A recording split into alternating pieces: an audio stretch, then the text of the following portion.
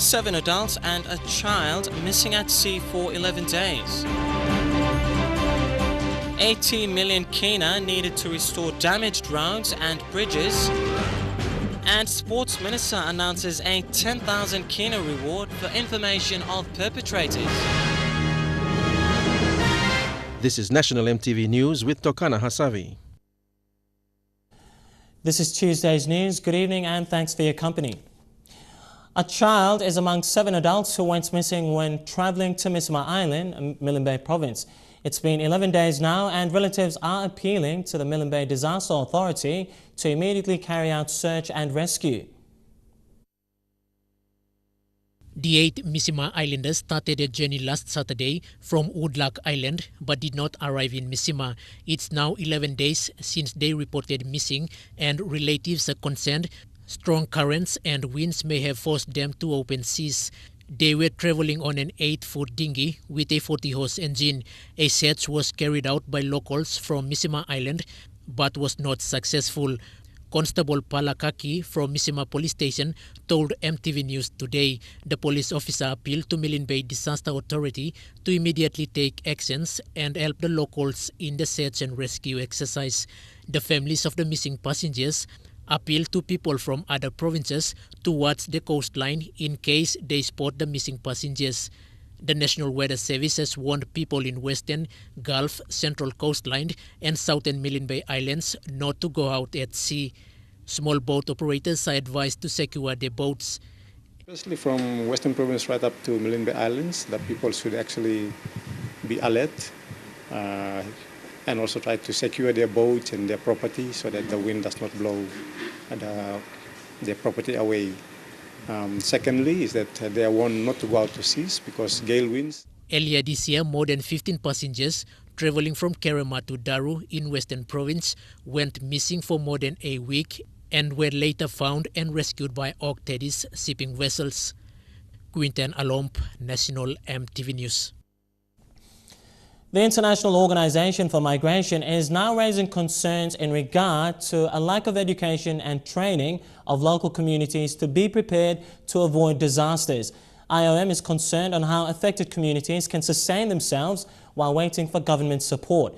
They have been conducting community-based disaster risk reduction training in several communities in the Morbe province. EMTV's Sylvester Gawi has more on this report from Leh.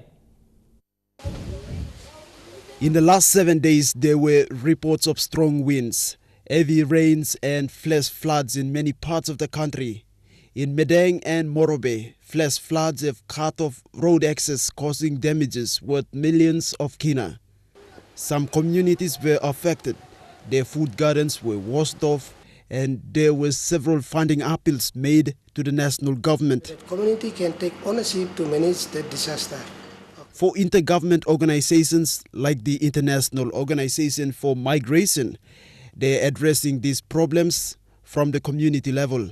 It's all about building resilient communities who are prepared and can avoid being affected by disasters. The community should take ownership in terms of setting up smaller, kind of a law or something that guidelines that restrict people from doing activities which will contribute to things like flooding, like clearing of bushes unnecessarily. The International Organization for Migration is educating the community to use their local knowledge and resources to reduce the risk of being affected by disasters.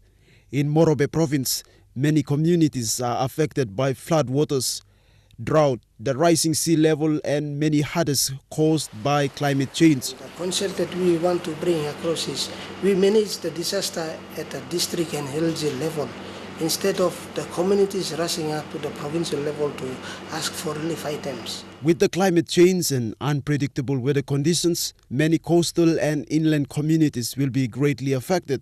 What IOM believes in is to educate and empower the people so they won't rely on government relief supplies when disasters happen. Sylvester Gawi, National EMTV News, Leh. Leh's Telecom Regional Manager Stephen Lever says voice and data communication services between Morbe and Medang provinces will remain disrupted for an indefinite period. He confirmed internet services into Lae from Madang will be congested following the fall of 3 power poles along parts of the Madang Highway after heavy rains inundated the area. The power poles, owned by PNG Power Limited, support a fibre optic cable that transmits telecom's voice and data services between the two provinces. Lae's internet services for voice and data information have been congested for the past 5 days. Business houses in Lae will be experiencing slow internet services due to the disruption caused by 3 fallen power poles between the Gusap area and Madang along the Lae-Madang Highway. The power poles carrying telecom's fiber optic cables are believed to have fallen after the heavy rains and floods that washed areas between Ramu and Madang. We'd like to apologize to all our major corporate customers. Lae's telecom manager Stephen Leva says the company is working on the problem, but how soon full services are restored also depends on how good or bad the weather is. Last week in Madang, 5 bridges were confirmed to have been washed away by floods following heavy rains. Yesterday, Telecom confirmed the wet weather has also resulted in the damage of one of its property, leaving many internet users affected by the situation. Most of the services are data and internet and the voice, and normally those big companies or business houses that we have in Lae are going to be affected. They've already been affected. As the weather continues to change, internet users in Lae and Madang will remain affected by slow and intermittent voice and data services. Colin Barilai, National EMTV News, Lae. PNV bus operators servicing the Lae-Madang Highway say their operational costs have exceeded their income. This comes following the collapse of 5 bridges connecting the Ramu to Madang Highway. Bus drivers say their daily earnings have dropped by 50% and they are now asking the national government to look at fixing the collapsed bridges quickly.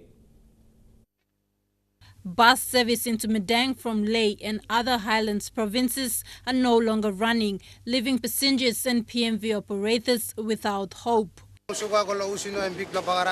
Samuel Manu is one bus driver servicing passengers living along the Lae-Madang Highway. He and his crew have been living in Lae since last Tuesday, following the collapse of 5 bridges in Madang. So you Madang comes 1 week now Lae almost 1 week Madang. The halt in PMV services has cost PMV operators additional costs for living in Lae. Their operational costs have increased and bus drivers claim they are already running into losses. Every day you run 60 kina bus pay you sa ron ko kam Lae Madang. But now you make it lost because hard you carry my passenger go upside, so it's like one day you make it 700 and now you make it lost, you make it 300, 200 na. People are lost, the bus or PMV operators are now shifting the additional cost onto passengers, forcing them to pay extra fees when traveling in and out of Madang. I will link him. I'm linking the normal grassroots people. So people are saving on grassroots level. And now I'm cut off him. Livelihood Goldman, I'm cut off threat. So the sooner or better, government intervene, help him law, work law, make him life man mercy. But for PMV operators stranded on sections of the Ramu and Madang Highway, they will continue to wait for a temporary bridge to be built before they can cross over to either Lae and Madang and the other highlands provinces. This will take days, if not weeks, depending on the weather. Takla Gunga, National EMTV News, Lae. Oil palm production in West New Britain province may become affected after 2 main bridges linking Kimbe to Biala collapsed late yesterday. Biala is now completely disconnected and store goods and fuel are running low. Governor Sasindran Muthavel appeals to the national government for immediate funding assistance to restore this vital road link that will keep oil palm production running effectively. The Kimbe to Biala highway served as the main lifeline for thousands of people, business houses and 2 oil palm companies, New Britain Oil Palm and Aggie Plantations. These 2 oil palm companies generate 800 million kina as revenue to the national government annually. But production at these two plantations is expected to decline after two main bridges, Tiaru and Ubule, were washed away late yesterday afternoon. Business houses in Biala are running low with food and fuel supplies. Governor Sasindran Mutuvel says they need national government assistance immediately. For this Tupla bridge, Mipla also hope also Mipla can restore it. But as of yesterday evening 6 p.m., this Tupla bridge been totally washed away. So it got big heavy now connecting back this New Britain highway. Now my Kimbena Biala. This Kimbena Biala this New Britain highway and one vital link economy West New Britain and economy Papua New Guinea. Because this road themselves contributing 800 million kina through oil palm income every year. Governor Mutuvel says the issue now becomes humanitarian as people's food gardens and oil palms are underwater and houses' roofs were ripped off by strong winds. Me no clear to also whether Treasury releasing finish this 8 million request for national disaster. Suppose only releasing me like appealing to national disaster office releasing funds as quickly as possible and also send some technical manpowers where all can go and assist him also provincial disaster. The weather service predicts that strong winds will continue in West New Britain till tomorrow. Meanwhile, the provincial government has set up an account for disaster relief assistance and is open to anyone to make donations. Today, two organizations, Rimbunan Ijau Foundation and Mila Maju Limited, donated 30,000 kina each for disaster relief. As part of the community in Papua New Guinea here, RH, which we have been here for the last 25 years, we feel obliged actually to come forward to this kind of help. New Guinea has also pledged 3,000 kina assistance and is willing to airlift free of charge any relief goods from Port Moresby to Oskins. Quinten Alomp, National EMTV News. Restoration works for damaged road infrastructures caused by recent rains will cost the government 80 million kina. There is a shortfall of 45 million kina, which the Department of Works has requested from the national government. Works Minister Francis Awesa has requested Treasury to release funds to proceed with restoration works. Minister Awesa will be visiting the affected areas, starting off with West New Britain, Madang and then the Highlands region. Inspections by Works Minister Francis Awesa on the affected roads and bridges will start on Thursday with West New Britain, Madang and then parts of the Highlands Highway. The continued wet weather pattern has washed away bridges in these parts of the country, leaving hundreds of commuters stranded and affecting businesses.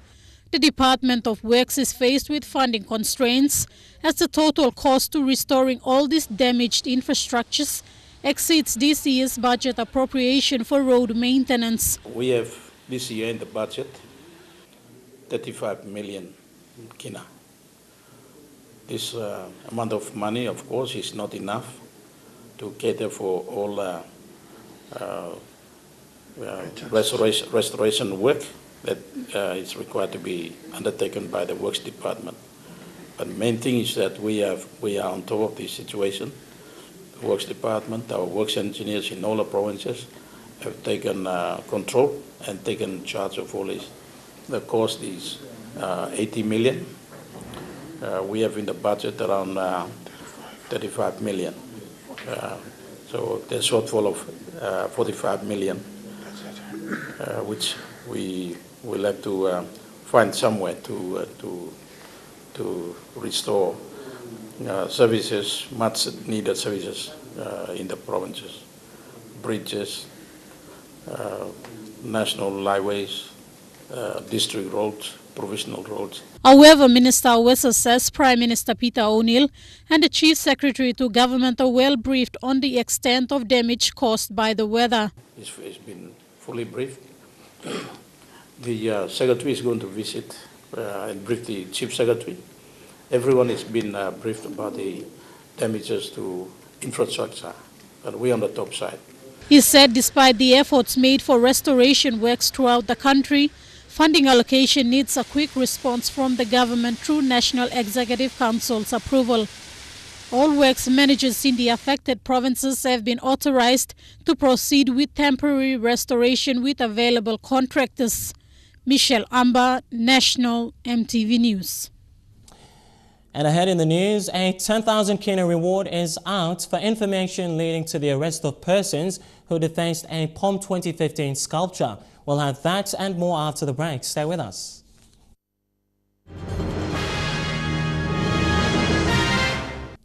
Good to have you back with the news. Sports Minister Justin Chachenko has announced a 10,000 kina reward for information leading to the arrest of the perpetrators of the defacing of the sculpture along the Sir Hubert Murray Highway in Port Moresby. The 4-metre figure detailing a swimmer was covered in graffiti, with the minister branding the act as primitive and stupid. The minister did not hold back and was clearly upset, considering the hard work already put in to beautify the city. The arm, fist and back of the head were all tagged and covered in black spray paint. The people of Papua New Guinea, the people of Port Moresby, we cannot continue to go like this. This is a disgrace, a total disgrace. The minister had said the police had already been informed and were close, with 2 suspects already identified. And in a further bid to push for the apprehending of the actual suspects, the minister also provided an additional incentive. Now, we're going to issue a reward. We're going to issue a reward of 10,000 kina for any information that leads to the arrest of the person that graffitied this sculpture. Behind me, Sports Minister Justin Chachenko expressed absolute disgust in the manner in which this particular sculpture over here was defaced. In fact, he has also pushed for a private member's bill in Parliament, whereby laws can be then used to address these issues here in the city of Port Moresby. Jeremy Moggy, National EMTV News. As physical infrastructure in West New Britain collapses, the need to clothe and feed the people is also arising. Today, staff and students of Kila Kila Secondary School in Port Moresby gave second-hand bales to flood-affected people of West New Britain Province. It came as a surprise to West New Britain Governor Sasindran Mutuvel this afternoon when staff and students of Kila Kila Secondary School arrived with 12 second-hand bales. The students contributed 2,000 kina as the donation to the flood-affected people of West New Britain Province. Academic Principal Saju Francis said such charity donations is what the school encourages students to inherit. It is our responsibility to support the affected people. So we want to pass a message to our students as well through this gesture, so that charity begins at home. The second-hand bales were kind contribution from Bodily Clothing, a major second-hand retailer in Port Moresby. As part of community policing program, the Kila Kila students organized this charity drive to assist the people of West New Britain. The students of Kila Kila and the community in Kila Kila have organized this amount of clothing. I'm very much touched and moved actually by this kind gesture within a very short period of time in love to our people. Air Niugini says they will assist transport cargoes to Hoskins without freight charges. But the governor's concern now is how soon the bales will arrive in Kimbe. Quinten Alomp, National EMTV News. Central Provincial Government has committed 2 million kina to subsidize school fees for central students in the country. 150,000 kina was allocated to central students attending the University of Papua New Guinea. EMTV's Eric Harupma with this report. The Central Provincial Government has allocated 2 million kina towards school fee payments for students attending tertiary institutions like universities, colleges and theological institutes. UPNG Central students received the subsidy yesterday in the form of a cheque of 150,000 kina, which was presented to UPNG accounts. Deputy Besa Nora Lasalo received the cheque on behalf of the university from Mr. Auda, witnessed by students and office bearers. I am here on behalf of the government of Central Province and the people of Central Province to present to you, Deputy Besa, our first batch payment of 150,000. Upon presentation, Central Governor Kila Auda urged the students to concentrate more on their studies in order to achieve their goals. Mr. Auda also assured the students that as long as he is in the office, he will continue to assist the people of Central Province. It is a holistic approach that the Department of Education needs to put together to be able to to raise the level of standard academic in Papua New Guinea. Meanwhile, students attending colleges and theological institutes will also receive their school fee checks when they are ready for distribution. Eric Arupma, National EMTV News. Scientific research in the country has been hindered by a number of factors such as aging and a lack of modernized scientific equipment. Coupled with this is the missing ethical framework policy in the country that determines whether scientific research are conducted ethically when it comes to testing human DNA, among others. This was revealed at the consultative meeting with the PNG Science and Technology Secretariat this morning. The consultative meeting was hosted by PNG Science and Technology Secretariat. It was attended by heads of universities and representatives from the University of PNG, Unitec, University of Goroka, and Pacific Adventist University. Discussion centered on how all research universities can collaborate all scientific research work to achieve national goals and even medical breakthroughs, while others can be commercialized. So that we can start to see transfer of technology. Okay? Definition of intellectual property. We need to be able to, as much as contribute to creation of knowledge is to protect, but translate that knowledge to commercial. The PNG Science and Technology Secretariat was established to coordinate and fund all research work. However, the Secretariat says the government's funding component, as stated in Vision 2015, for 5% of the annual budget to be allocated for scientific research, has not been released to the Secretariat. This has halted funding to carry out scientific research in many of the universities. National government development budget, and some of that should be directed into research, and we are in our role as the Secretariat, we are looking at getting this money and then sort of working with the universities and giving out to for research. Representing University of PNG, Nicholas Gania, who is the Dean of Research, said one of the hindrances to scientific research at the university was the aging equipment. He also pointed out the need for senior scientific researchers to train cadets well to maintain high standards of research. Pacific Adventist University, led by Vice-Chancellor Ben Thomas, were of the view that scientific research must have real results that can be sold instead of seeing research as funding absorbers. This means as more money is given to fund scientific work, there must be quality results that can be commercialized both locally and internationally. The consultative meeting with the universities continues tomorrow. Bridget Komatap, National EMTV News. Agriculture Minister Tommy Tomskol says the government intends to develop Robusta coffee in the coastal areas to increase coffee production and capture the Eastern Europe market. It comes as Papua New Guinea looks to expand trade to countries like Russia by establishing access arrangements. Tomskol explained that with access arrangements, or agreements rather, PNG coffee can be imported untaxed, so more beans can enter Eastern Europe markets at lower prices. MTV's Bethany Harriman has more on this report. Agriculture Minister Tommy Tomskol says when the coastal areas of Papua New Guinea begin to produce Robusta coffee, more markets will be needed to sell the coffee beans. He says PNG coffee is going to Western Europe countries like Germany because PNG has captured a market in those countries. So our coffee goes into Western European countries. It lends at a lower price. It therefore remains very competitive with coffee from West Africa, from Latin American countries and so forth. We just need to develop another access agreement with Eastern Europe. That's where the emerging market is for us and the opportunity. It comes as the Coffee Industry Corporation begins programs for farmers to replant coffee trees in parts of the highlands and promote Robusta coffee trees in the coastal regions of Papua New Guinea.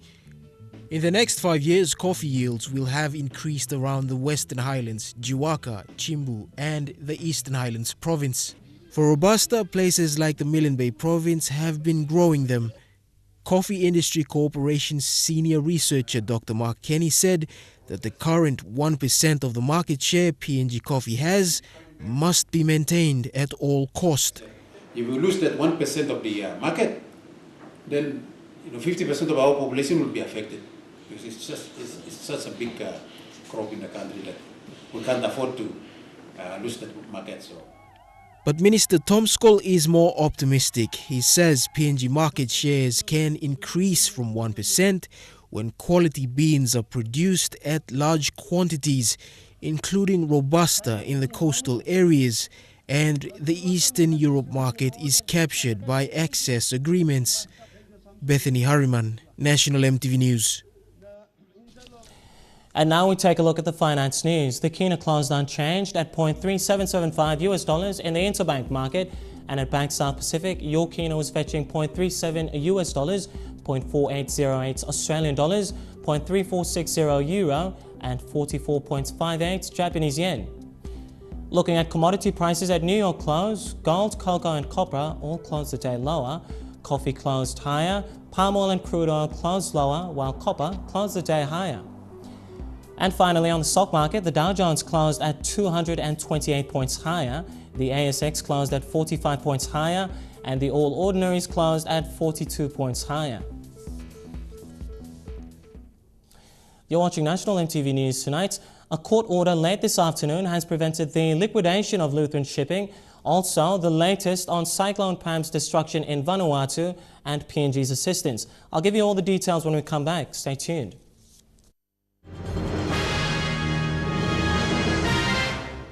Thanks for your company and welcome back to the news. Now, late this afternoon, a court order was served to the liquidator of Lutheran Shipping Service to cease all processes of liquidation at the Vocal Points property and immediately vacate the area. It comes as the Evangelical Lutheran Church's Governing Council issued firm resolutions to continue the liquidation of Luship under Kambang Holdings to restart a new Lutheran shipping service. Members of the former Lutheran Shipping Service, accompanied by lay police, served the court order to the liquidator, and workers in Madang have done the same. EMTV Bethany Harriman reports from Lay.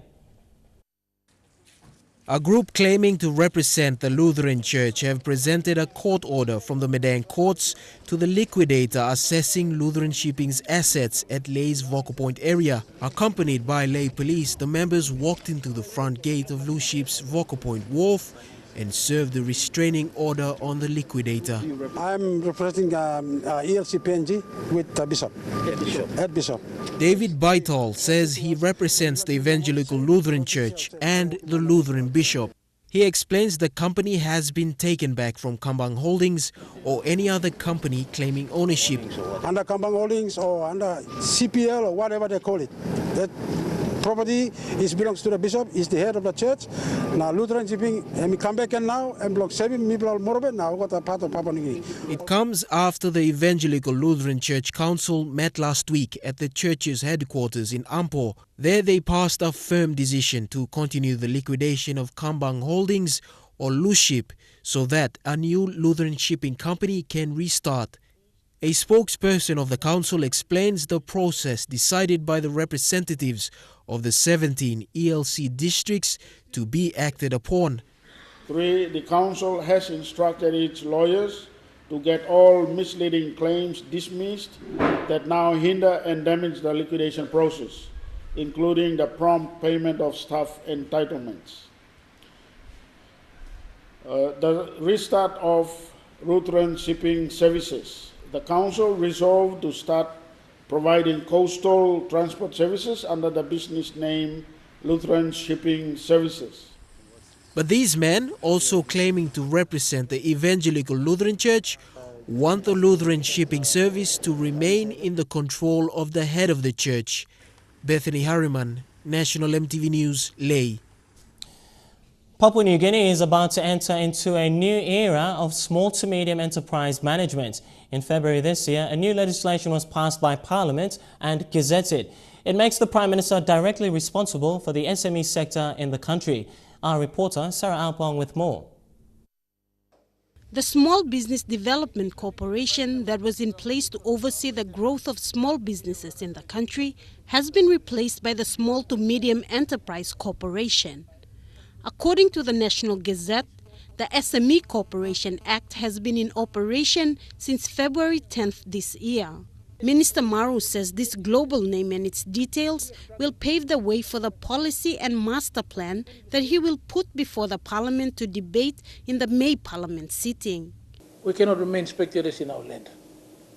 We can't be reduced to only selling boy and twisties. We must have more dignified our businesses. This is our place. The passing of the act was described as historic, a catalyst, a change maker, and a landmark decision by the minister. One of the priorities of this act will be to revisit and reinstate the reserved business list, which outlines the types of businesses that are reserved for Papua New Guineans. Under this new law, when we bring the reserve list, it will be so comprehensive. You'll have service stations, all the franchise in this country, all of that will be in the reserve list. So no foreigner can come and operate those businesses. Acting Managing Director for the Small Business Development Corporation, Henry Marasembi, says there are a lot of challenges ahead, but these are exciting times for PNG. With this new piece of legislation, it enables the SME Corp to, the activities and all these are more diversified, more broad today than in the old SPDC Act. It was more restrictive. Under this new act, the Prime Minister will be the chairman of a 22-member council, a majority of whom are state ministers. This is part of the plan to elevate the significance of the SME sector and the value that the government will now place on it. Broadening PNG's tax base through the revenue that will come from income and corporate taxes are two of the expected impacts of this move.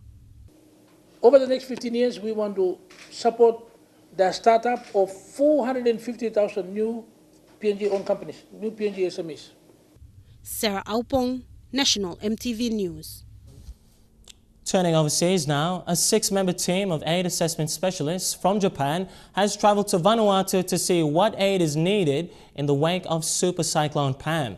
Members include officials from the Foreign Ministry and Japan International Cooperation Agency and a doctor. The 6-member team of officials left Japan for Vanuatu yesterday. Japan Foreign Ministry official Makiko Yoneda said the full extent of the damage is still unclear. She said the team want to have a first-hand look to determine what kind of support is necessary. She said Japan has disaster response know-how and that the team wants to deliver goodwill from Japan.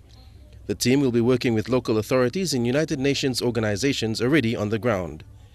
Japan decided on Sunday to provide emergency aid supplies worth about $170,000, including sleeping bags and waterproof sheets. Neville Choi, EMTV World News. Meanwhile, Vanuatu President Lonsdale Baldwin left Sendai, Japan yesterday to return to Vanuatu. Before leaving, he spoke to NHK of Japan, saying the damage is devastating, with more than 90% of the buildings in the capital Port Vila either destroyed or completely wiped out. He said he was mostly concerned authorities on the ground were having difficulty establishing communication with outlying islands, and said there was little or no information available about damage in the Tafila province on Dana Island in the southern archipelago. Cyclone Pam struck the island after Port Vila. The damage is quite devastating, very devastating, because more than 90% of the buildings in Port Vila itself, which is the capital, has been either destroyed or completely wiped out. And we have confirmed casualties in Vila, two, just only in Port Vila. Also this morning I received that there were schools have been also affected, health facilities have been affected, and the church as well has been affected, or church buildings has been affected. But most of the people who live in Efade, because they live in some local materials, buildings, and all this has been completely destroyed. Water system in Port Vila has been cut off. Our telecommunication system has been damaged, but they have managed to restore one company has been able to restore another line. Medical kits, clothes, water container, that we need them right now. After 2 or 3 weeks, then we need assistance for food.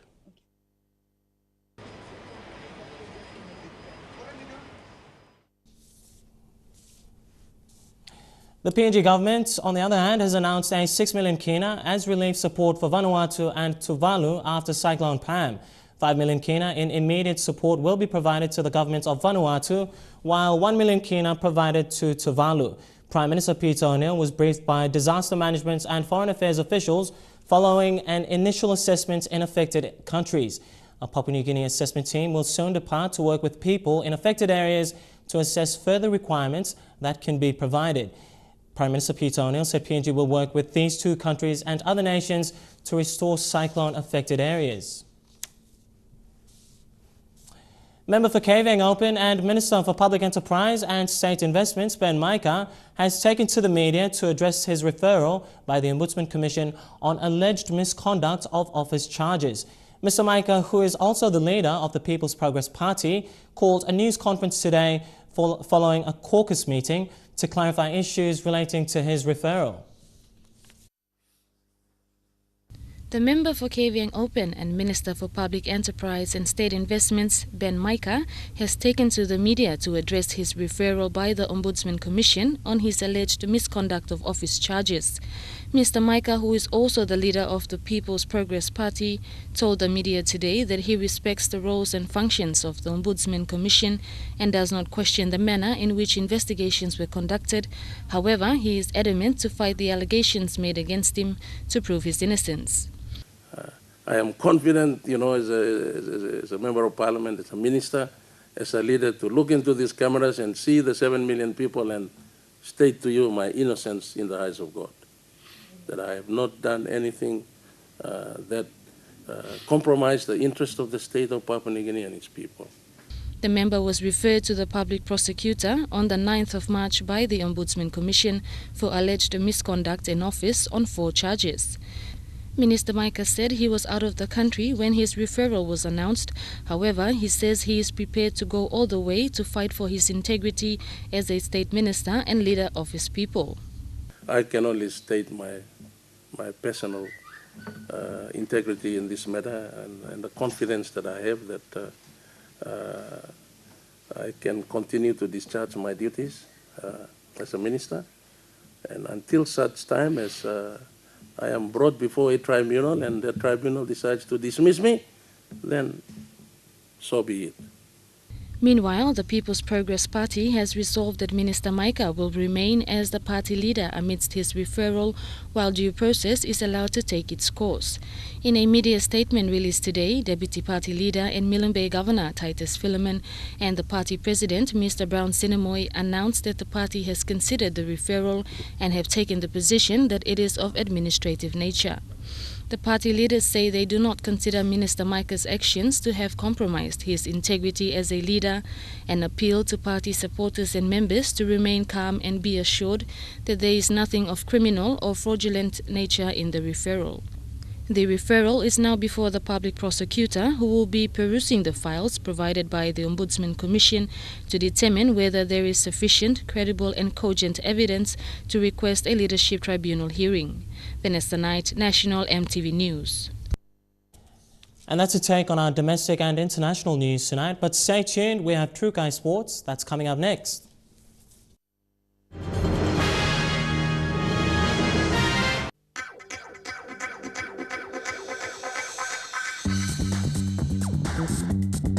Trukai Sports.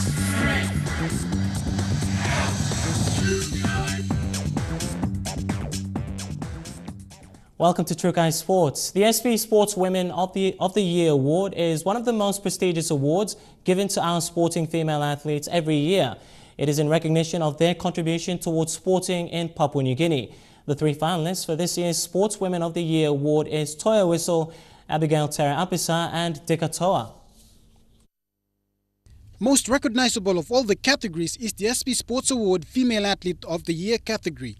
This year, the 3 nominees are PNG's iconic female athlete figures, Dikatoa, Abigail Terra-Apisa and Toya Whistle. For Whistle, it will be her 3rd year to be nominated for this prestigious award. and she is not a stranger to controversy. She is the undisputed #1 female sprinter in the South Pacific and known as PNG's Sprint Queen. Abigail Tereapisa, on the other hand, is the youngest tennis superstar, making her name in the world of tennis. She represented PNG in several international tournaments and did so with stellar performances. Her nomination this year will be the second time she is nominated for this category. Dika Toa, the name you won't miss in the record books of weightlifting in PNG and the Pacific. She won silver medal in 2006 Commonwealth Games and gold in the most recent Glasgow Commonwealth Games. She was the first woman ever to lift weight at the Olympic Games. From the 3 nominees, the final selection will be made and announced on March 20th. Shane Saroya, National EMTV Sports. On the same note, Cricket PNG has announced its nominations in 6 out of the 11 categories in the SB Sports Awards. With the Barramundis also in top form and a range of development strategies in place, the nominations have come as a recognition of their achievements last year.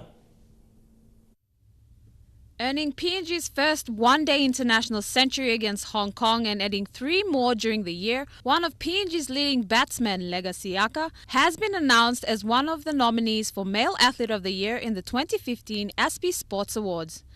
Cricket PNG has been nominated for 6 categories in the prestigious event. Cricket PNG General Manager Greg Campbell is nominated in Sports Photo of the Year, Cricket Umpire Aluk Kapa for Sports Official of the Year, and the first all-inclusive sports program Cricket Lol Geta for Community Sports Initiative Award. National Regional Champions Team Morabe Cricket for National Performance of the Year, and the PNG Barramundis for the Team of the Year. 2014 was a year of firsts as Cricket PNG rolled out their all-inclusive program Cricket Lol Geta, opening new opportunities for people with disabilities and women to experience the game of cricket. Their nominations add to the flamboyant performance of the Barramundis, achieving one-day international status, retaining the South Australia Cricket Association trophy for another year, and achieving a world ranking of 15. The nominations reflect Cricket PNG's continued push for development of the sport nationwide. Scholar Sengi, National EMTV Sports. The 2015 Port Moresby Pacific Games will be the largest games ever held in the Pacific region. Today, at the launching of the Games tickets, Chief Executive Officer Peter Stewart said this event marks a milestone in the lead-up to the Games. MTV's Lorraine Genia has this report. Now, Chief Executive Officer of the Games Organising Committee, Peter Stewart, confirmed that this will be the largest Games ever. Now, there will be 650,000 tickets on sale, the average price being 13 kina. Now, there are 4 types of tickets, one for the opening and closing ceremony, daily tickets, venues-specific tickets, sports tickets and daily packages. So everybody who wants to be part of these games really should be getting out there from the 26th of March and buying their tickets. The pricing of tickets is based on seating capacity, accessibility and affordability. Out of the 14 venues that will be used for the duration of the Games, 5 will be free of charge. The Sir Hubert Murray Stadium will accommodate for 15,000 spectators, the Tarama Indoor Complex 2,500, the Tarama Pool 1,200 and the Bassini Parade with 10,000 spectators. Minister for Sports, National Events and 2015 Pacific Games, Justin Chichenko, said the sales of tickets for the Games indicate the country's readiness and preparedness to host the Games. There's no change and we will be ready for all our Pacific neighbours, all our Pacific countries, all our athletes to compete in one of the best games that this region and the Pacific has ever seen. Now, Mr. Stewart also confirmed that the Games Organising Committee is working closely with Air Niugini and the PNG Tourism Authority to create specific tourism packages for the Games. Lorraine Genia, National EMTV Sports. And Trukai Sports continues after the break with local and international rugby league. Stay with us. Trukai Sports.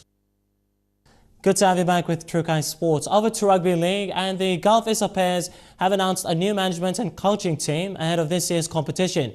Former PNG Kumul's trainer Ted Verrier has been named as new head coach with Bobby Alcor assisting. The announcements were made by Chairman Jacob Ivaroa over the weekend. When making the announcements, Ivaroa was quick to point out that the team only had a change in structure, with many of the same staff being shifted to other roles within the club. Mr. Bobby Ako, we did not set him aside because we wanted him to go down. We've given him an extra responsibility. The board has approved Mr. Ako as the chairman, president of West. He'll be the interim president of West and Port Moresby Rugby League, so that's a lot of job. So he cannot be the head coach and then the interim president because it will be too much for him. Former coach Bobby Ako has been moved to assistant, a change but one which ensures a sense of continuity within the club. That's all I can say. I will always be at the back of Ted, and we need to bring the team up to the level where every supporters of Galway is expecting them. Former Kumul assistant and Southern Zone coach Ted Vera is optimistic for the new season. My advice to the boys is that I won't be taking, there will be no easy way out for me. You see, you either swim with me or sink with me. That's my motto in coaching. There's no easy way out. If you want us to make an impact, we will all have to work as a team. If we don't work as a team, we won't achieve what we are out to achieve. The team has looked at securing a good player base with the Port Moresby-based West Club and also the Kerama League to provide a platform for selection. For one full year, we hope that he's given direction that he will be attached with the Kerama Rugby League, so that we want to develop our base so the base can supply good players to Isapea. A final squad of 21 players will be announced shortly, with the team hoping to improve from previous performances. Dion Kombang, National EMTV Sports. Overseas to NRL, West Tigers raced to a 20-0 lead over St. George Illawarra in the first quarter last night. The Tigers dominated ball possession throughout and ended the match 22 points to 4.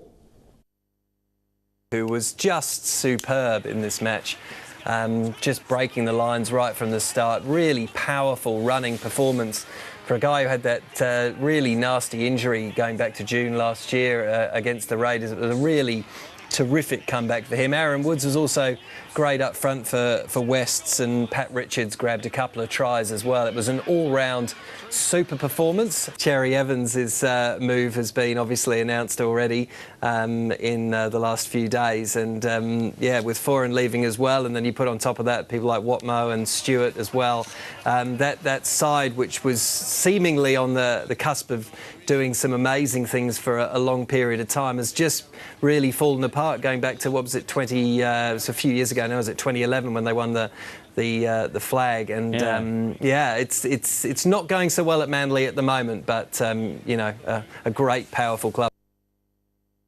And that's all we have for True Kai Sports tonight. Coming up next, the weather details for the next 24 hours. Stay tuned for that. Kai Sports.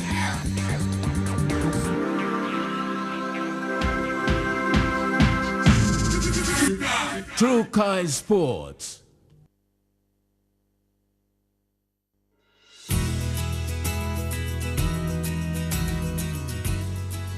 A quick look at the weather forecast for tonight and tomorrow in southern region. Port Moresby to look forward to cloudy weather with showers. In Momase, a light shower or two expected in Madang, Wewak and Whanimore. In the New Guinea Islands, possible showers at times expected in Kaviang, Buka, Kokopo and Loringa. And lastly, in the Highlands region, all centres to look forward to brief showers at times, then morning fog. And that's how we wrap up the bulletin this Tuesday night. From the news team, I'm Tokana Hasavi. Thanks heaps for your company. You take care and stay safe. Good night.